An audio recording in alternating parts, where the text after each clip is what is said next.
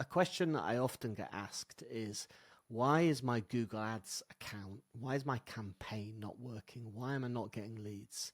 It's a common question that I hear from a lot of people, and I usually go through these 5 things. These are the typical reasons why you're not getting leads. So I'm just going to go through basically what I tell clients, and then you can sort of figure out where you're going wrong. So we're just going to jump down to the first one. So the first one is, just going to move myself, not enough budget, right? So you don't want to start off a campaign putting down $5 a day. It's too small.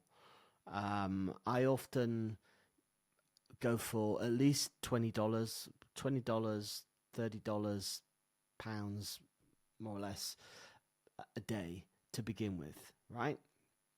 If you go for much less than that, you're not giving the Google Ads algorithm enough to work with, and it takes forever to start getting data in, to start getting impressions in, and then starting getting clicks in. It just takes too long.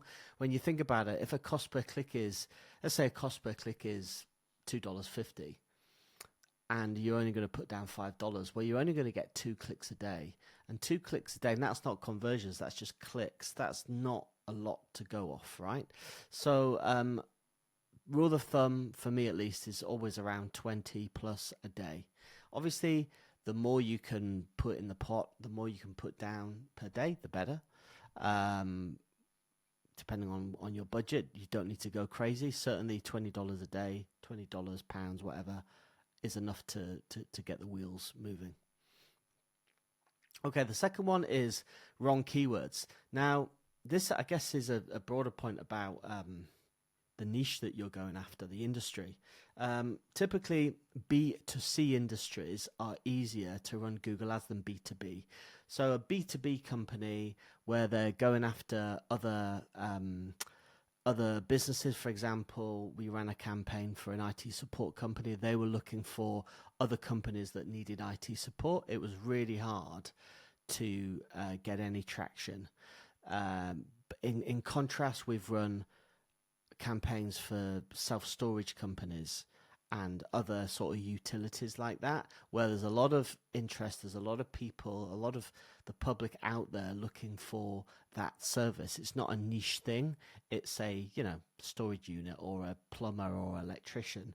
Those sort of B2C companies, it's just a lot easier to run Google Ads. So that's why we tend to always prefer B2C niches.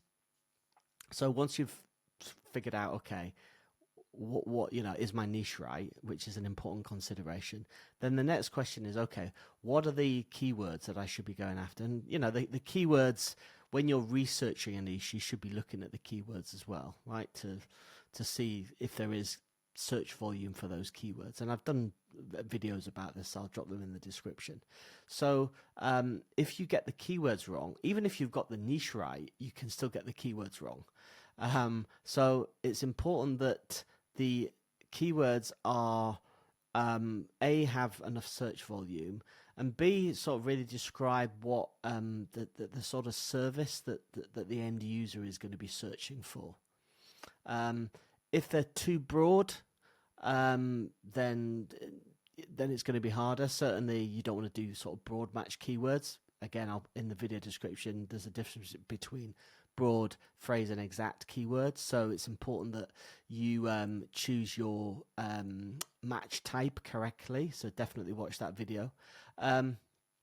Research-based keywords as well. So sometimes people are just researching something, right? So back to the IT support campaign. Somebody's looking for how to defragment a hard drive, right? As an example of something that an IT support company might do, or like somebody might just be trying to fix it themselves, or they might just be looking for IT support. They might not necessarily be looking for an IT support company. If it's a research-based keyword, it's going to be less likely that the user is actually looking to purchase the service that you're running the ads for. So it's important that the keyword matches the type of business that you're running, right? So intent matters more than volume. And it's true, right? So volume is great, but there's no point in bidding for keywords that have loads of search volume, but the intent is information based, right? Is research based, because you're never going to find a client if somebody's just looking to do it themselves. Okay. Third one is conversion tracking. So poor conversion tracking. Now, this is one of the problems that a lot of people have with setting up Google Ads is setting up all the tracking. And it is fiddly. It's not impossible. I am going to do some videos about this, and when I've created them, I'll put them in the description. By the time you're watching this, they might already be in there. But it is fiddly. It's not impossible. And the reason why it's important is you've got to then you can see the conversions. So when somebody goes through your funnel and inquires, and then you can actually see in your Google Ads dashboard that you have an inquiry, you have a conversion, it's called. So that's obviously really important. That's how you know it's working. But in addition to that, it's important for the Google Ads algorithm to know that you've had a successful conversion, because let's say you're using a tool like Unbounce to build your landing page, or wherever you're building your landing page, whether it's on a website or on a landing page piece of software like Unbounce, Google won't know. So Google gets you the click, and it sends the click somewhere. The click goes to a landing page, but Google doesn't know that. Google doesn't automatically know that somebody has converted on the landing page. They don't know somebody inquired. You've got to actually make sure that gets fed back into Google. That's why it's important. So it's important for you to know, but it's also important for the algorithm to know, so it can see the conversions, and then the algorithm sort of optimizes and says, okay, when I found that lead and sent that lead through to that landing page, that converted, so I'll get more of those. The fourth one is talking about the landing page, is a weak landing page or offer. So getting the click from Google Ads is only half the battle. The other half is actually on the landing page or the website.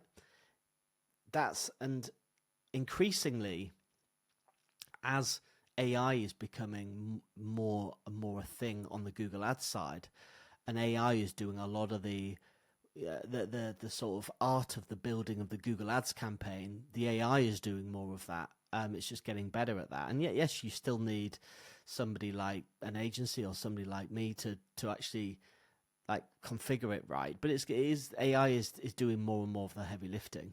So the landing page is actually becoming the place where a campaign lives or dies, where you can really make the difference, because a poor converting landing page or website can be about 2-3%.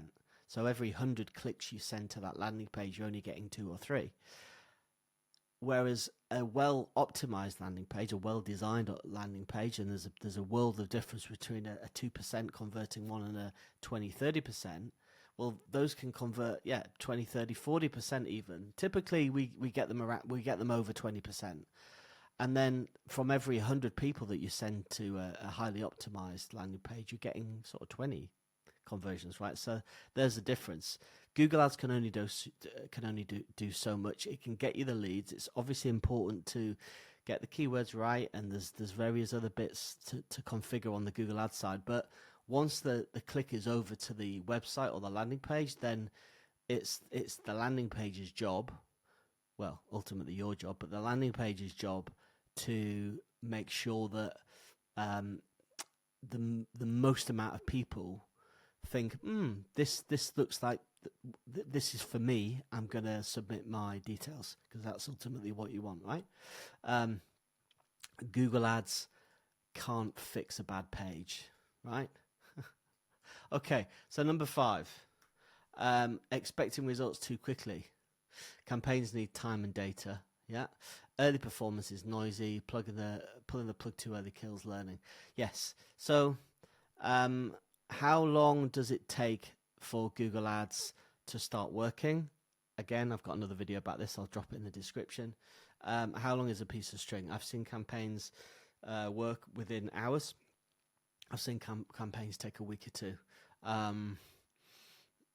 Really depends on how you've set it up, how you configured it. Depends on the niche, all those things. There's these learning cycles as well that the algorithm goes through. Yeah, it's but what you shouldn't do is say, okay, I'm going to put $20 down, $20 a day down, and then after 7 days get cold feet and pull the plug, because that's just a waste of that money. You've at least got to commit to a month, right? If you're going to do this, at least commit to a month.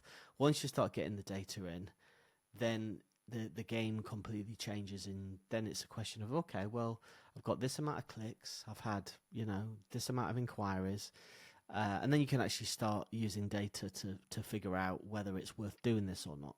But don't pull the plug too early. So they're the sort of five, I'd say the five biggies to cover off for why you aren't getting leads. Well, you're not spending enough budget, your keywords are all wrong, your tracking is broken, the landing page sucks, or you're just too impatient. So one of those five, or all of them, is potentially why you're not getting leads.